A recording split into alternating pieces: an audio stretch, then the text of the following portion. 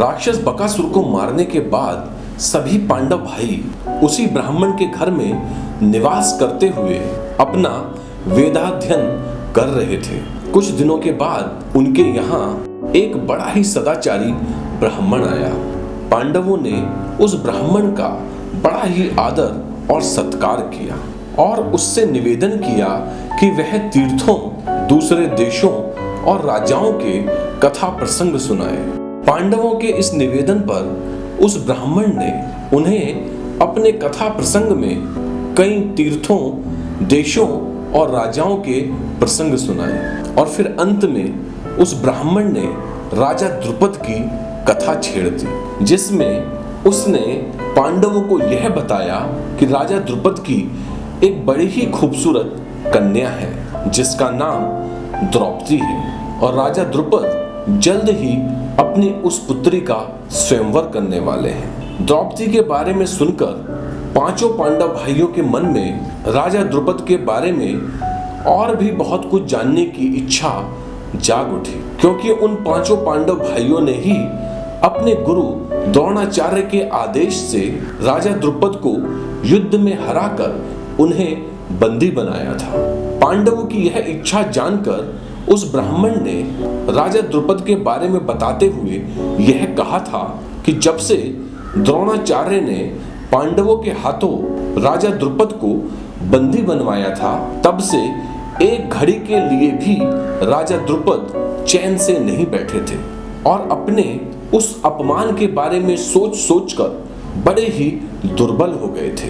राजा द्रुपद द्रोणाचार्य से बदला लेने के लिए कर्म सिद्ध ब्राह्मणों की खोज में एक आश्रम से दूसरे आश्रम भटक रहे थे। राजा द्रुपद चाहते थे कि कोई ब्राह्मण यज्ञ करके उन्हें एक ऐसा पुत्र प्राप्त करवाए जो उनके शत्रु द्रोणाचार्य को मार सके, परंतु कोई भी ब्राह्मण उनके इस कार्य के लिए तैयार नहीं हुआ था।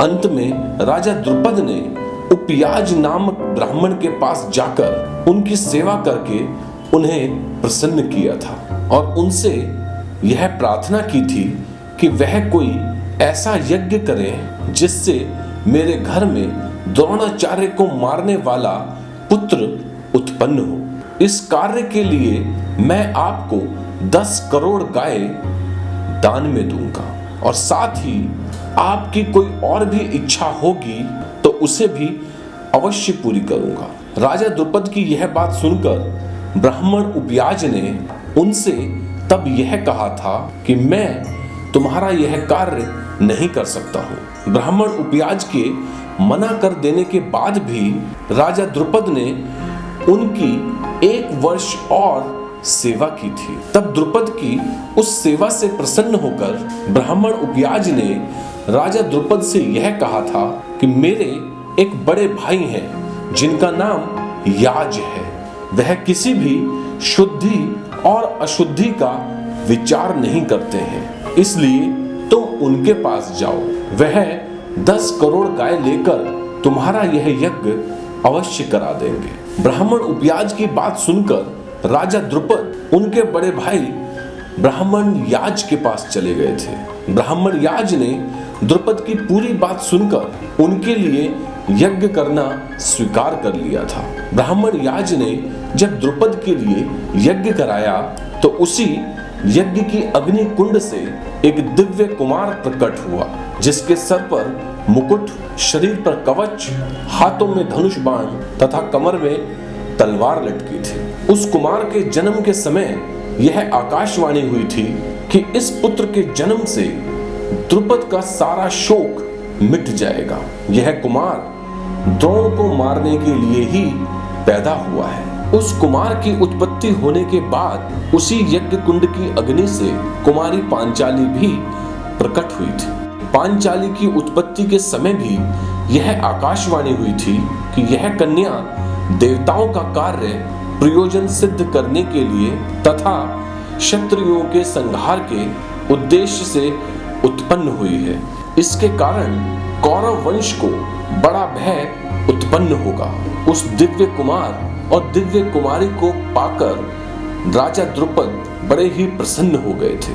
ब्राह्मणों ने जब उस दिव्य कुमार का नामकरण किया तो वह बोले थे कि यह कुमार बड़ा ही धृष्ट यानी कि ढीठ है और साथ ही इसकी उत्पत्ति अग्नि की धुति से हुई है, इसलिए इसका नाम धृष्टद्युम्न होगा।